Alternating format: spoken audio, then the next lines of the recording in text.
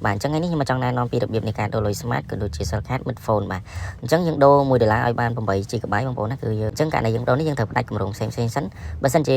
បងប្អូនដែលប្រើ SIM ថ្មីគឺបងប្អូនអាចភ្ជាប់គម្រោងនឹងបានដោយយើងប្រើទឹកប្រាក់ចំនួនតែ1ដុល្លារទេគឺយើងអាចភ្ជាប់បាន8 GB មិនថា Smart Cell Card ឬក៏ mid phone ទេអញ្ចឹងណាបើសិនជាបងប្អូនដែល SIM បងប្អូនដែលប្រើប្រាស់យូរហើយបងប្អូនអាចធ្វើការបដាច់ជាមួយនឹងគម្រោងចាស់ៗបានអញ្ចឹងដើម្បីកុំឲ្យខាត់ពេលយូរបងប្អូនយើងចូលទៅធ្វើទាំងអស់គ្នាជំនាញដំបូងបងប្អូនចូលមកកាន់កន្លែង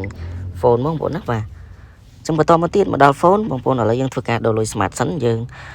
សូមធ្វើការចូលចុចជាមួយនឹងបាទផ្កាយបាទ17 10គុតផ្កាយ100ផ្កាយ1ត្រង់ជ្រូកបាទអញ្ចឹងយើងបញ្ជូនមកបងប្អូនណាបាទអញ្ចឹងអានេះគឺជាការដូរលុយបាទ smart បន្តមកទៀតឥឡូវយើងមកដល់ cell card ណាបងប្អូនបាទអញ្ចឹង cell card យើងផ្កាយបាទ16 15ផ្កាយ100ត្រង់ជ្រូកបាទយើងបញ្ជូនដែរមកបាទអូខេបងប្អូនបន្តមកទៀតមកដល់ mid phone បងប្អូនបាទ mid phone គឺយើងធ្វើការចុចផ្កាយ15 35ផ្កាយ8ត្រង់ជ្រូករួចហើយយើងបញ្ជូនដូចគ្នាអូខេ